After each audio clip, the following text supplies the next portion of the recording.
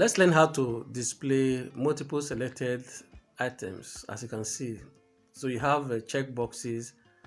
You can see something like this in an e-commerce platform. Maybe you are selecting items you want to pay for, or you want to delete a file, or you want to delete a couple of records. So you could, instead of deleting them one by one or deleting all, you may want to select a few of them like this, and so that everything will be added and you proceed with whatever it is you want to do with it.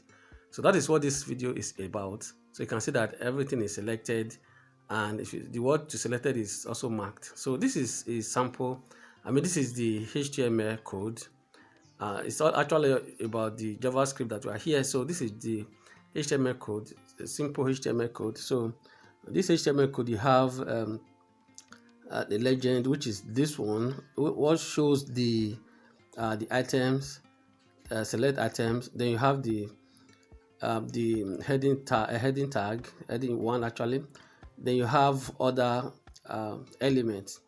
Then this is the container element, feed set. Then you have other elements within it, text feed and label. So this is actually what you can see them.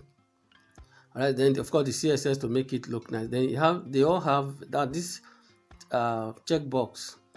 They each has the same item as their class. So you also have a label there, but each has a dynamic or different IDs, just for the sake of the label.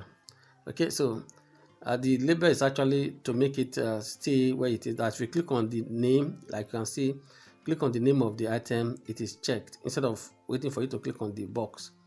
Okay, so then this is actually what it is. Then of course the CSS to make it look presentable. So this is the CSS here. All right, the idea here is just to concentrate on the JavaScript. So this is the CSS. So I could share this one just in case you want to follow with the exact code or the exact project, but this is applicable elsewhere or wherever you want to use it. All right, so let's write the JavaScript code now. So write a script, put everything within here, then you create the various variables. So create items variable, which will pick all the items, that is all these ones, this class item. So you see that this item class is common to all the checkboxes. Okay, so then by that we use query selector all. Okay, I'll use query selector all. All right, here, then of course item. So we're going to see how I'm going to loop through this one. Okay, I'm going to loop through this as we get along. All right, so then what we'll do is that we continue with the the JavaScript. So what we'll do is that we'll come here,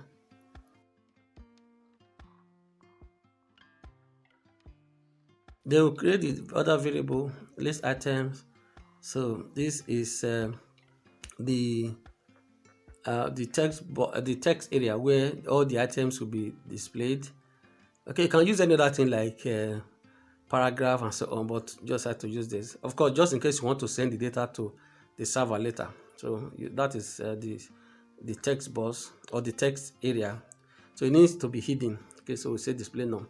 So all right, so we'll create one more variable, that's for legend, where will be the one that will be showing the various more or less counting the number of items you have clicked on. So this is it here. So note that this does not have a class, so it's just the name of the tag we are using. So we don't need to use dot whatever there. All right, so then we need to loop through the items. So we'll say items dot for loop, create a for loop. For each loop, they will loop through the items. So then when each time you click on any of the items that is on change, so what happens is that we want to see if the system is sensing when we click on any of the items. So let's just put an alert box here to see how it's going to look like later. So if you check it now and click on it, so you see that we can actually identify it. Okay, so that's good so far. All right, so but we don't need to have that, so let's remove it now that we have been able to see that is working. So we'll create a variable called counter. So that counter will be initialized to 0. Then create another variable called selected values. All right, so then this will be and like an array. Okay, so then the items will create another for loop, for each loop rather. So we now within each we now say if box checked, then the selected value should have a implement a push function. Okay, so like if you click on this one now, see that it displays the board. Of course, this is just to see. If you click on it, click on any of the items, that is when the test area will show. All right, so so you can see that it shows up like this. So what happens is that what we are doing is that, so when you if the box is checked, then selected value should implement a push function. So in that, it should add 1 to the value, that if it is whatever one that you click, that's why you have this counter plus plus. Remember, we created a counter variable at line 87. So then we now say legend. Once it is checked, we now say legend.inner.html. So it should pick the value. Look at that. So see that it's incrementing. All right. So the more you click, the more it's added. So if you uncheck, it is reduced. You can see it, and it's decrementing based on what you are doing. Okay. So and it says 0 items selected. We don't want it to show 0 items. We just want it to go back to the previous text. Select items. So we'll do that in a moment. So they will now say items, list items of value equals selected value dot push. So we use a push. We use a join function. Sorry. So join function will add the current one, the currently selected item to the previous. I mean, whatever it is within the box or test area. In this case, so here I need to put a break there, so you can see that as you click on it, it is appending or joining whatever is already in the pool, as you can see. So if you click on it again, it is removed. Okay, and it says it's also counting too. That's basically it, as you can see here. Okay, so now that 0 item selected, let's fix that. So if you see that there's nothing within the if there's something selected, then it should the legend should just write select items or items.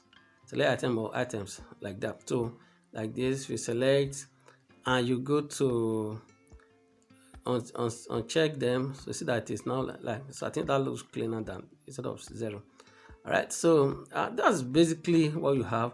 Then if that's nothing, that test box or test area shouldn't show anymore. Let me just copy and paste that. So remove that.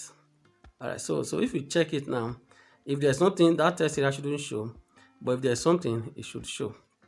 Okay, so if you uncheck it now, so you see that it's not going to show if you do that. So all right, so let's check that now. Then in the real sense of it, if you are doing it with implementing the project, you may not need to show this. You may just hide it. Okay, so I may do a project on this. I mean a video on this one. This up in the coming days. All right, so this is actually how it works. All right, so if you need the code, just let us know.